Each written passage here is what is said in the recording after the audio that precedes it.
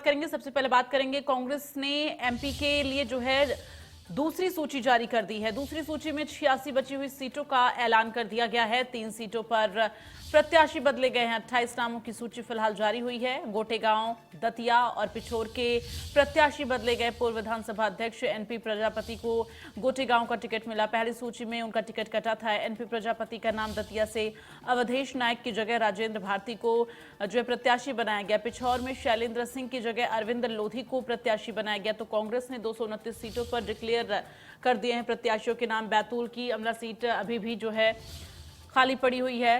तो बिछौर में शैलेंद्र सिंह की जगह अरविंद लोधी को प्रत्याशी बनाया गया है।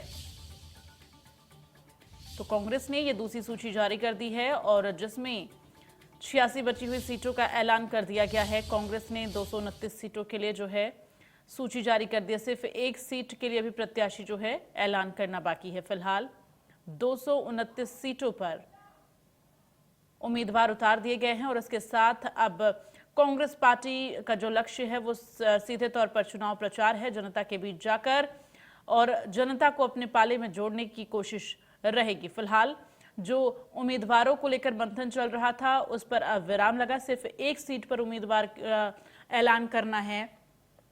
तो कांग्रेस ने 229 सीटों पर प्रत्याशियों का ऐलान कर दिया है और इसके साथ ही आपको बता दें दूसरी सूची जो जारी की गई है इस दौरान पहले 3 सीट पर जिन उम्मीदवारों का ऐलान किया गया था, गोटेगांव, दतिया और पिछौर के प्रत्याशी बदले गए हैं। इन 3 सीटों पर प्रत्याशियों के नाम बदले गए और इसके साथ ही 86 सीटों पर बची हुई 86 सीटों पर प्रत्याशियों का ऐलान किया गया। वहीं अभी एक सीट बाकी है जहां प्रत्याशी का ऐलान नहीं हुआ है, वहां के लिए अभी मंथन चल रहा है। और आपको बता दें कि अब सीधा फोकस चुनाव प्रचार के लिए कांग्रेस पार्टी का रहने वाला है। चूंकि अभी तक प्रत्याशियों को लेकर मंथन का दौर चल रहा था, तमाम बैठकें हुई जिसके बाद से उम्मीदवारों के नामों पर मुहर लगी और सूची जारी की गई है।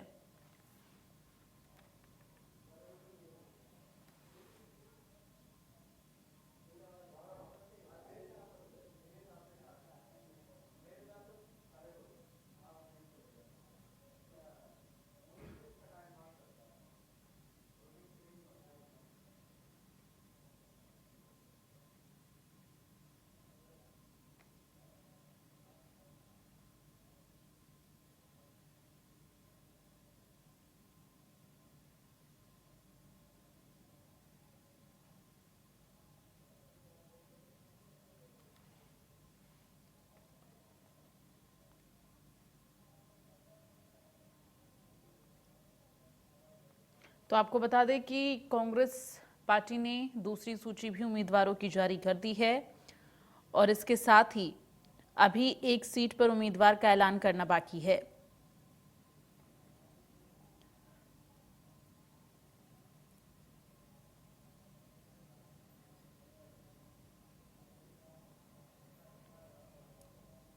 तो लगातार उम्मीदवारों को लेकर जिस तरह से मंथन का दौर चल रहा था, फिलहाल अब 229 सीटों पर कांग्रेस पार्टी अपने उम्मीदवारों को चुनावी मैदान में उतार चुकी है। इसके साथ ही एक सीट पर अभी उम्मीदवार का ऐलान होना बाकी है। वहीं अगर हम बात करें 3 सीट जो कि आपको बता दें कि अभी वहां पर उम्मीदवार जो है बदले गए हैं।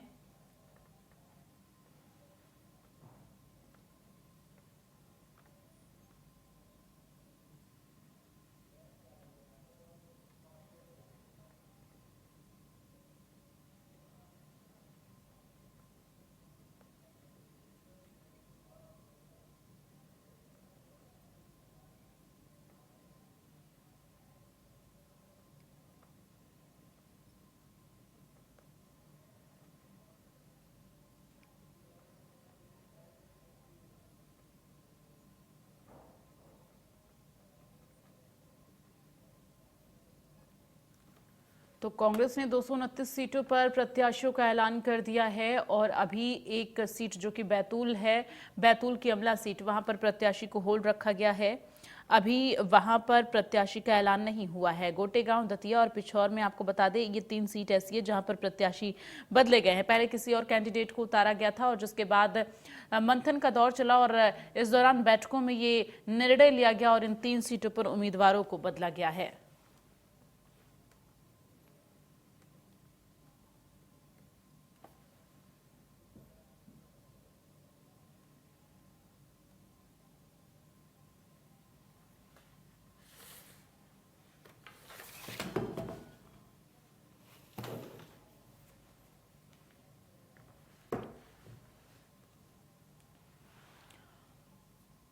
और ज्यादा जानकारी के लिए सीधे चेतन सेठ का रुख करेंगे। इस वक्त संवाददाता हमारे साथ लाइव जुड़ गए हैं और सीधी से भी हमारे साथ सचिंद्र मिश्रा जो है लाइव जुड़ रहे हैं, राजेश विश्वकर्मा भी हमारे साथ लाइव जुड़ रहे हैं जबलपुर से। लेकिन सबसे पहले भोपाल का रुख करते हुए जहां से इस वक्त चंदन हमारे साथ जुड़ रहे हैं, माफ करिए चेतन सेठ हमारे साथ जुड़ रहे हैं।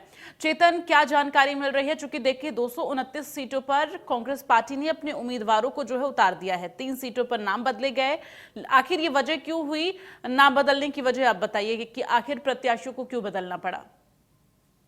देखिए, पहली सूची में 144 और दूसरी सूची में कांग्रेस ने 88 प्रत्याशियों को चुनावी मैदान में उतारा। 3 विधानसभा, दतिया, पिछोर और गोटेगांव, इन विधानसभाओं के टिकट बदले क्योंकि इन विधानसभाओं से जो कार्यकर्ता हैं कांग्रेस के, वो भोपाल पहुंचे थे। दिग्विजय सिंह के बंगले पर उन्होंने घेराव किया, उससे मुलाकात की। उसके बाद कमलनाथ के बंगले पर भी पहुंचे, उनसे मुलाकात की। तो कयास लगाए जा रहे थे कि जो पुराने कांग्रेस के जो लीडर्स हैं अब उनको टिकट मिल सकता है, क्योंकि पिछोर विधानसभा सीट से शैलेंद्र सिंह को टिकट दिया गया था। शैलेंद्र सिंह की मार्केट में छवि जनता में कुछ ठीक नहीं है और सामने बीजेपी की ओर से प्रीतम सिंह लोधी को उतारा गया था। तो शैलेंद्र सिंह अगर प्रीतम सिंह लोधी को टक्कर नहीं दे सकते थे, क्योंकि ये भी समीकरण सामने, जातिगत समीकरण निकलकर सामने आ रहे थे, यही कारण रहा। फिर वहां से लोधी समुदाय का प्रत्याशी को उतारना पड़ा।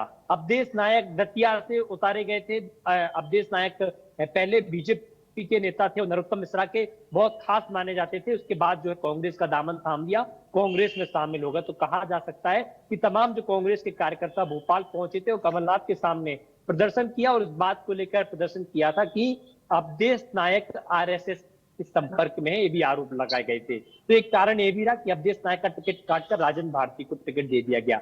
राजन भारती लंबे समय से जो है नरोत्तम मिश्रा के खिलाफ लड़ते आए और उनके खिलाफ हमेशा बयानबाजी करते आए। तो एक कांग्रेस को अगर राजन भारती को टिकट दिया है तो कांग्रेस से दतिया से मजबूती पकड़ेगी। एक ये भी कोटेगांव से जो टिकट काटा गया था, एमपी प्रजापति पूर्व विधानसभा अध्यक्ष, उनका टिकट काट दिया गया था।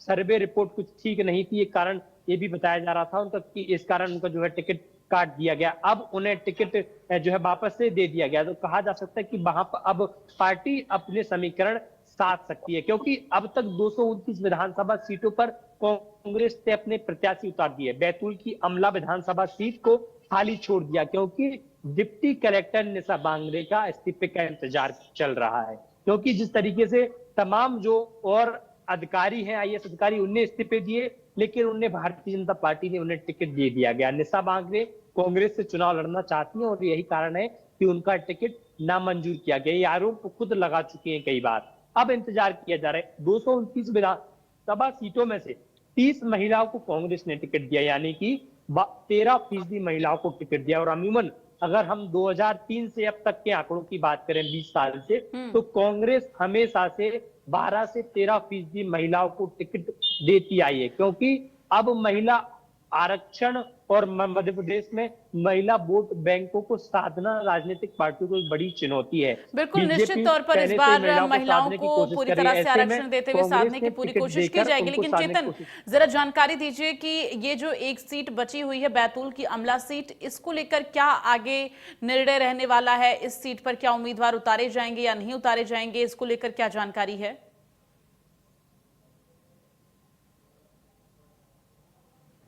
निशा बांगरे डिप्टी कलेक्टर 3 महीने पहले इस्तीफा दे चुकी हैं, लेकिन सरकार ने उनका इस्तीफा मंजूर नहीं किया।